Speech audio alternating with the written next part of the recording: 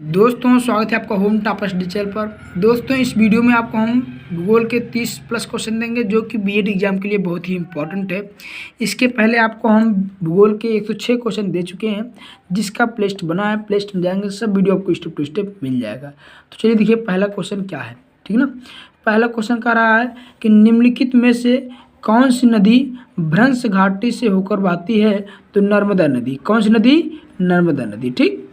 दूसरा क्वेश्चन है किस सभ्यता को नील नदी का वरदान कहा जाता है? तो मिस्र की सभ्यता को नील नदी का वरदान कहा जाता है, ठीक। चलिए देखिए अगला क्वेश्चन क्या है। तो अगला क्वेश्चन कह रहा है वायुमंडल का सर्वाधिक अस्थायी तत्व क्या है?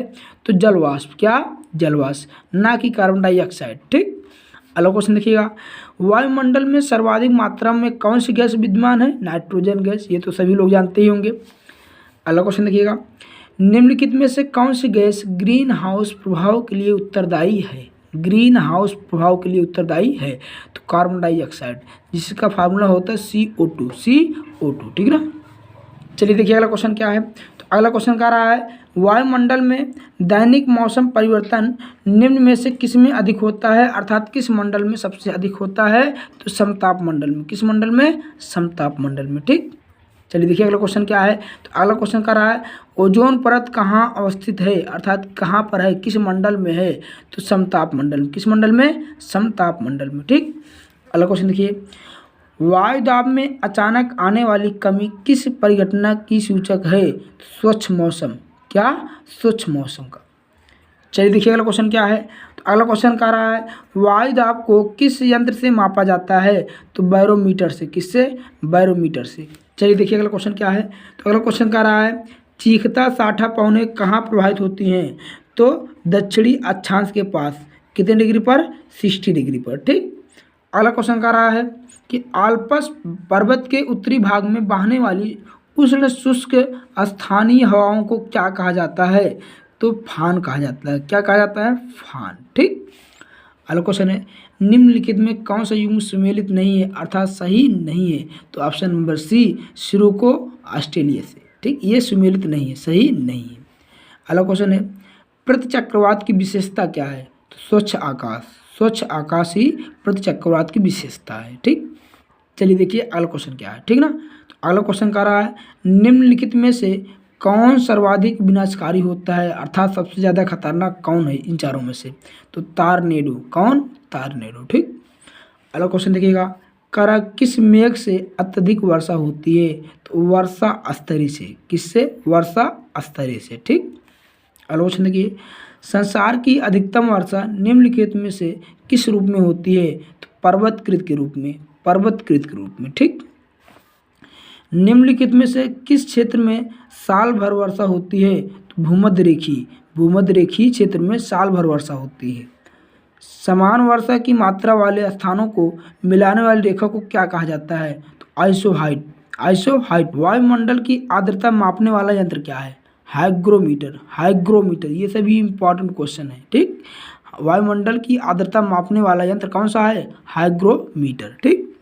ओजोन परत पृथ्वी के लोगों की रक्षा करती है। किससे करती है? सूर्य से निकलने वाली पराबैंगनी किरणों से। सूर्य से निकलने वाली पराबैंगनी किरणों से। अगला क्वेश्चन देखिएगा चीन सागर में आने वाले उष्णकटिबंधीय चक्रवात को क्या नाम दिया गया है? तो टाइफून। क्या? टाइफून। अगला क्वेश्चन है विश्व का सबसे बड़ा गेहूं उत्पादक देश है चीन। क्या है? विश्व का सबसे बड़ा गेहूं उत्पादक देश क्या है? चीन है। सबसे ज़्यादा गेहूं भारत के किस राज्य में होता है? तो उत्तर प्रदेश में। ये बताए हैं, लेकिन जब पूछेगा आपसे विश्व का सबसे बड़ा गेहूं उत्पादक देश कौन सा है तो आप कहेंगे चीन। क्या? चीन, ठीक। अगला क्वेश्चन देखिएगा अगला क्वेश्चन कह रहा है कि विश्व में केले का सबसे ज़्यादा उत्पादन कहाँ होता है? भारत में। अर्थात किस देश में होता है? भारत में, ठीक।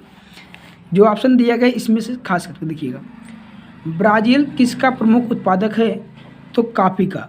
ब्राज़ील किसका प्रमुख उत्पादक है? कॉफ़ी का। निम्नलिखित में से कौन सा बंदरगाह कॉफ़ी पत्तन के नाम से जाना जाता है? तो सेंटोस। कौन सा बंदरगाह? सेंटोस। अगला क्वेश्चन है विश्व में चाय का सर्वाधिक उत्पादन किस देश में किया जाता है? चीन में। कहाँ पे? चीन में। विश्व में प्राकृतिक रबड़ का सबसे बड़ा उत्पादक देश कौन सा है? प्राकृतिक जो नेचुरल होता है ना, तो प्राकृतिक रबड़ का सबसे बड़ा उत्पादक देश कौन सा है? भारत। विश्व में कृत्रिम रबड़ का सबसे बड़ा उत्पादक कौन सा है? यूएसए। प्राकृतिक रबड़ और कृत्रिम रबड़, जो देखो व्यक्ति द्वारा बनाया जाता है उससे हम कृत्रिम रबड़ कहते हैं, जो नेचुरल होता है उसे हम प्राकृतिक रबड़ कहते हैं। दुग्ध उत्पादन में किस देश का प्रथम स्थान है? तो भारत। दुग्ध उत्पादन में किस देश का प्रथम स्थान है? भारत का।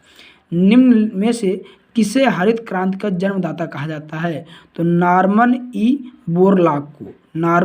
बोरलॉग को हरित क्रांति का जन्मदाता कहा जाता है। अगला क्वेश्चन देखिएगा। अगला क्वेश्चन कह रहा है सेरीकल्चर का संबंध है किससे है?